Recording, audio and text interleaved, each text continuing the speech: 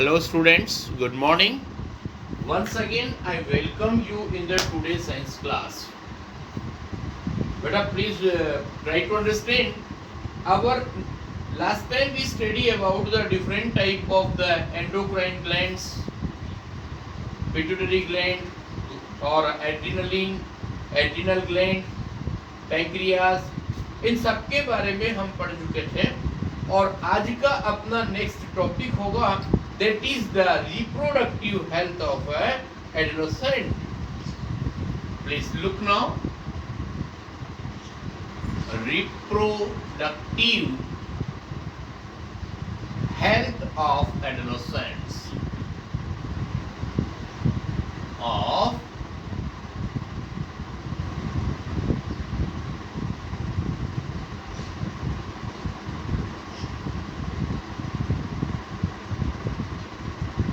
adolescent. Okay, this is our topic. You know the term reproductive health refers to the healthy reproductive organs by structurally and functionally. तो reproductive health का means क्या होगा? That is the refers to the healthy reproductive organs.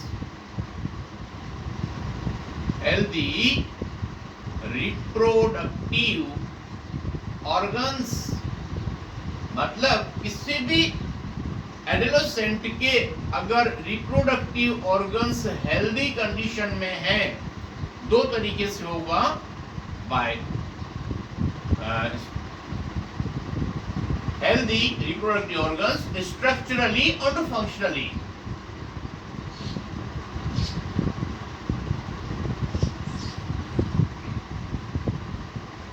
Structurally and functionally मतलब जितने भी body organs हैं उनके structure भी प्रॉपर हो और उनका फंक्शन भी प्रॉपर हो तो उसको रिप्रोडक्टिव हेल्थ कहा जाता है.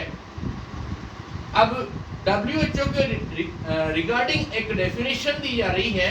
Reproductive health define the complete physical and mental wellbeing of an individual in all aspect of reproduction. मतलब reproduction के मैटर पे physically means from body or mentally from the mind. If they are healthy, then what we say they are the reproductive health. To remain healthy, अब देखो अपने को healthy रहने के लिए कुछ बातों को follow करना पड़ता है. उसमें फर्स्ट नंबर पॉइंट आता है आपके पास बेटा balance diet needed for individual at all the stages of life. इसमें फर्स्ट इंपॉर्टेंट टर्म होती है that is the balanced diet. कोई व्यक्ति किसी भी एज फैक्टर का हो उसको जब तक बैलेंस डाइट मिलती रहेगी it means it is he और शी इज हेल्दी. अब बैलेंस डाइट आपने लोअर क्लासेस में पढ़ रखी है. A diet that contain all the nutrients required for the body, which contain carbohydrate, protein, fat, vitamin, minerals, roughes. उन इस पूरी डाइट को जो बॉडी को जरूरत हो ऐसी जो डाइट हम अगर ले रहे हैं that is the balanced diet. इसमें you know in our Indian culture we take the Indian meal, roti or rice, pulses, vegetables. और one more thing I am telling you, you know that milk is known as the complete food or perfect food.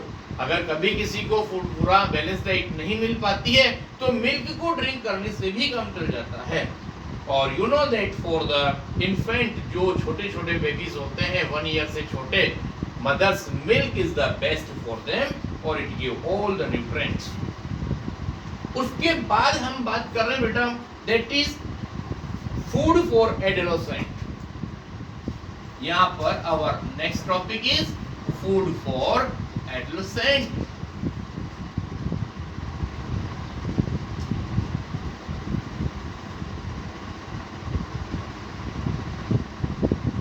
Food for adolescent जो teenagers जो childrens होते हैं उनको किस तरह का food लेना चाहिए. First number iron is required for blood formation and very essential for humans. Please remember iron rich food होना चाहिए. अब आयरन रिच का मतलब क्या हुआ? They must be consume leafy vegetables, meat, egg, citrus fruit, Indian gooseberry means amla और jaggery means गुड़। ये ऐसी चीजें अगर अपने फूड में लेते हैं तो टीनेजर्स के लिए भी बेस्ट होगा, और आयरन रिच फूड हमने बताया बेटा वो वुमेन्स के लिए भी ज्यादा फायदेमंद होता है। Next one that is avoid the junk food. Junk food means you know like the pizza, burger, chips, snacks, they must be avoided, क्योंकि इनके अंदर एनर्जी लेवल काफी ज्यादा होता है लेकिन न्यूट्रिटिव वैल्यू काफी कम होती है। So we must be avoid the junk food. तो यहां पर ध्यान रखना, iron is required for formation of blood,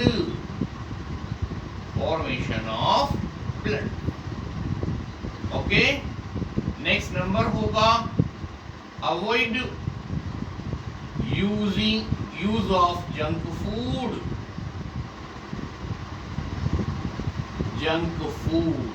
okay, because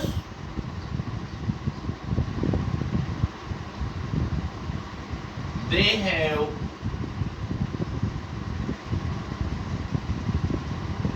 high energy level and low nutritive value,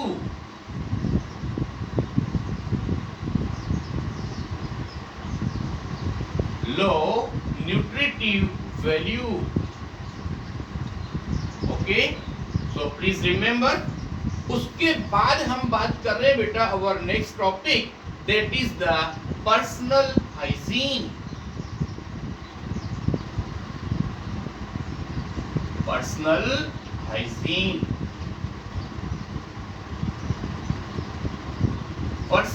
hygiene से मतलब है अपनी कोई भी व्यक्ति इंडिविजुअल जो अपनी खुद की केयर करता है बेटा उसको पर्सनल हाइजीन बोलते हैं। पर्सनल हाइजीन मतलब होता है personal cleanliness of the body for all the persons to avoid infection. अपनी बॉडी में किसी तरह का कोई इन्फेक्शन नहीं हो, इसलिए पर्सनल हाइजीन, पर्सनल क्लीनलीनेस होनी चाहिए। और you know in the case of the teenagers के अंदर हमने पढ़ा स्वेट ग्लैंड और सीबेशियस ग्लैंड काफी एक्टिव हो जाती है। अगर प्रॉपर क्लीनलीनेस नहीं रखेंगे तो ऑयल सीक्रेशन ज्यादा होगा, स्वेट ज्यादा होगा और पिंपल्स और एक्ने डेवलप हो जाएंगे और वो फेस पे बैड इफेक्ट देंगे। So one should be need to have a bath daily to clean their body. उसका एक ही अल्टरनेटिव है, डेली बाथिंग होना चाहिए। और menstruating girls and women need to extra care to clean their body to avoid infection।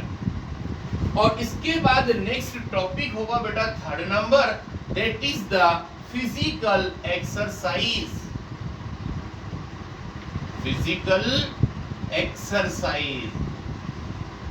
Physical exercise अपने school वगैरह में भी होती है और घर पे भी करनी चाहिए, but due to laziness we avoid them.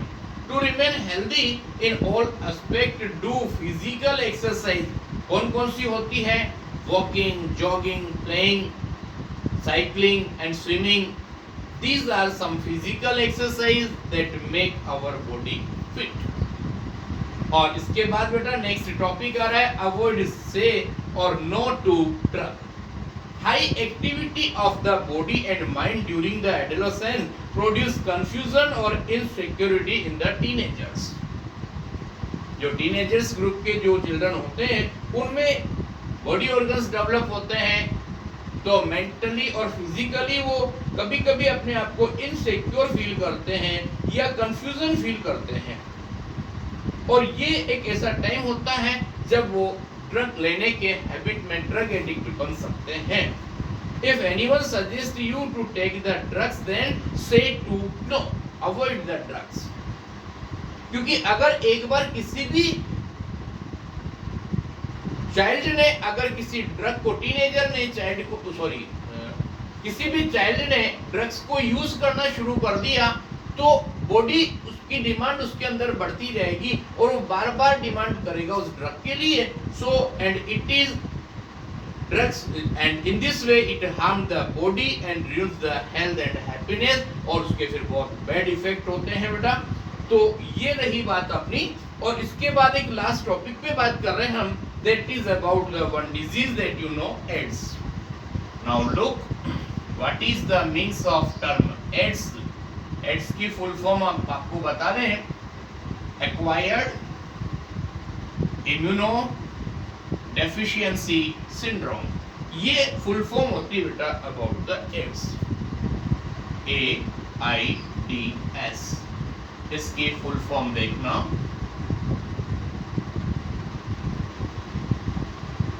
acquired immunodeficiency syndrome. ये फुल फॉर्म होती है बेटा एड्स की. और एड्स के अंदर क्या होता है वो पूरी बात हम आपको बता रहे हैं. It is cause due to HIV virus. HIV virus का मीन समझ रहे हैं आप, human immuno virus. Full form बता रहे हैं आपको, that is the human immuno virus. Human immuno virus ये फुल फॉर्म होती है बेटा इसकी. तो कहने का मतलब एड्स डिजीज होती है इस वायरस की वजह से. और ये वायरस क्या करता है, it disturb the immune system of the body. और virus transfer from one person to another by sharing the syringe and needles. आपको पता है जो नीडल्स और सिरिंज जो यूज की जाती हैं, पहले वो सा नहीं होता था, लेकिन अब यूज और थ्रो वाली डिस्पोजेबल सिरिंज यूज हो रही है. उसकी वजह है कि बाई चांस अगर किसी भी व्यक्ति को एड्स है और उसी नीडल से दूसरे को इंजेक्ट किया जा रहा है, तो हो सकता है वो इन्फेक्टेड होकर के दूसरे को भी एड्स हो जाए. Used for injecting drugs, virus also can pass from infected mother to her baby through her milk and by infected blood transfusion. तो पहला तरीका एड्स फैलने का बता रहे हैं. सपोज किसी भी लेडी को अगर एड्स डिजीज है तो वो मिल्क फीडिंग के थ्रू उसके बेबीज में आ जाएगा. एक तरीका तो ये होगा.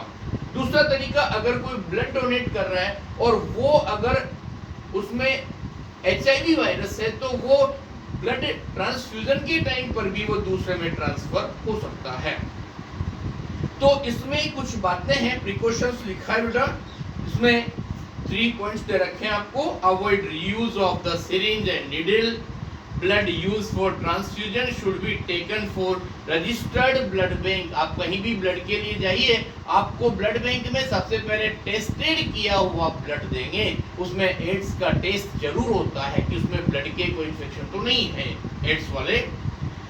Breast feeding should not be done by the infected mother. अगर किसी मदर को एड्स हो रहा है तो उसको ब्रेस्ट फीडिंग नहीं करवाना चाहिए, वरना वो एड्स डिजीज उनको भी हो जाएगी. Okay, in this manner this our end of this lesson. और I want to suggest you once again our course that you know for second test, that is the chapter number 8 and 9. Chapter number 8 is the cell structure और chapter 9 is the reproduction in animal. Okay, now prepare for the second test, that is the chapter number 8 and 9 is your course. 10 is not come in your examination. Okay, best of luck, thank you very much, or we will meet in the next time. Okay, God bless you.